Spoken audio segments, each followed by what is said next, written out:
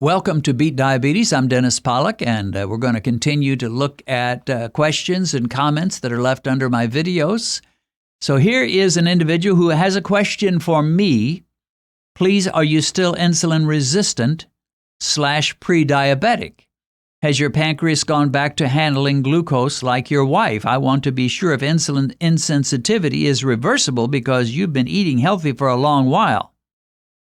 Okay. Reasonable question, fair question. Actually, he asked two different questions at the beginning. Are you insulin resistant / pre-diabetic? Well, I'm definitely not pre-diabetic by the numbers. I mean, pre-diabetic is 5.7 up through 6.4. And my last A1C was 4.9, I think, and 5.0, last couple of them. So not even close to pre-diabetic. But insulin resistant is a little trickier, and it's hard to know whether I'm insulin resistant or not because I eat so few carbs, I don't know. Except that there are a few hints here and there because I do have Beat Diabetes as a YouTube channel, and sometimes I will deliberately give myself a high-carb meal. There have been certain cases where I've been surprised that I didn't go higher. Now, I always know when I'm going to go high. If I eat a high-carb meal, my blood sugar is going to go higher than usual. I know that much. But there have been times where I didn't go nearly as high as I supposed I would. I remember one time I ate a breakfast at McDonald's, and I had orange juice, and I had, I think it was a biscuit on a bun, and then I had some hash browns, and I forget, I may have even had a pancake with some syrup on it. But anyway, it was a big meal, had a lot more carbs than I was used to eating.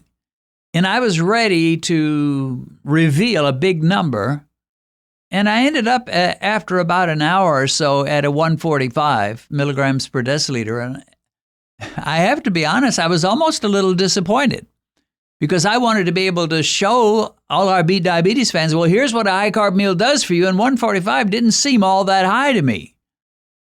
And so I really feel that would be a case where I probably would have done worse when I was at my worst. Another example was one time in the early stages of this channel, we did a meal that imitated the meal that first alerted me to the fact that high carbs equals high glucose numbers. And that was, I had a big hamburger. It was actually a Whopper from Burger King with big top bun, big bottom bun. And then I had a bunch of corn chips. And I don't remember if I had a soda or not. I don't think I did. But anyway, I was expecting over 200, and that too was in the 140s. And I was a little disappointed, a little freaked out, thinking, well, that's really not too bad. And that was much better than I had originally when I had that big hamburger and those chips some years before that, when I first learned, again, that high carb equals high glucose. Let me just say that one more time so you get it. High carb equals high glucose levels. And if you're diabetic, your problem is high glucose and the high insulin that will follow the high glucose. Because you don't get high insulin if you're eating a low-carb meal and you get low glucose. Your pancreas is not stupid. Let me say it again. Your pancreas is not dumb. If you don't eat a high-carb meal, if you eat a very low-carb meal and you get a low insulin rise, your pancreas is going to say, well, there's no point in me pumping out all kinds of insulin. No need for that. So you'd get less insulin, less high glucose, much better for your health. But anyway, I've had a couple of meals, a few meals like that, where I deliberately ate high carb to provoke my blood sugar, to show you, our Beat Diabetes watchers, just what happens. And there have been a few times where I thought, well, I really expected it to be higher than that. So, am I insulin sensitive? Probably more so than I used to be.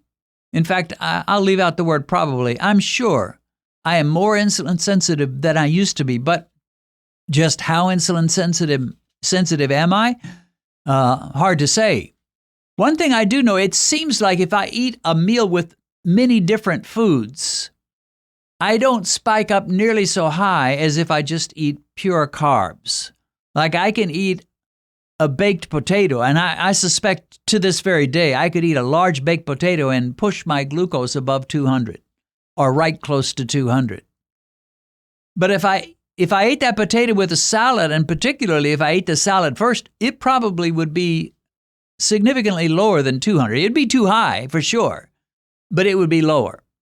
So the more ingredients in your meal, the more you typically will kind of moderate the carbs. Still, if you eat high glucose, if you eat high carb and high fat at the same time, you've got problems even if you don't get major spikes. But to me, the question is not how insulin sensitive or insulin resistant I am. The question is, what is my glucose like? Because the truth is, the thing that damages your body or my body is high glucose. It's not being insulin sensitive or insulin resistant. It's having high blood sugar all the time and the corresponding high insulin. If that's going on, your body's going to be damaged. Even if you're not labeled diabetic, or you are labeled diabetic, or you're labeled pre-diabetic, or you're not pre-diabetic, or you're insulin resistant, or you're insulin sensitive, if you've got high numbers and high glucose and high spikes and high insulin, you've got problems. It's a root of all kinds of sicknesses, diseases, afflictions, and chronic conditions that are going to hurt you. So the answer is real simple. Moderate those carbohydrates down very, very low. Eat meals like a hamburger and a salad, a steak and a salad, a couple of green peppers and some fish. Meats and salads and low-carb leafy vegetables are going to be the ticket. Throw in some high-fat cheese, a high-fat dairy like cheese, like cream, like butter, especially if you are on the slim side and you need to keep up your weight, and that'll help you. But between the meats and the salads and the high-fat dairy, it's almost going to be impossible for you to get serious spikes. And you're going to end up dealing with a lot of those complications that you thought you're going to have to live with for the rest of your life. If you've recently been diagnosed with diabetes and you've just discovered this channel, let me recommend that you go to our Uploads page, which will give you access to every diabetic video we've posted since we began. As you work your way through all our videos, I believe you'll find the help you need. A link to our Uploads page is in the description.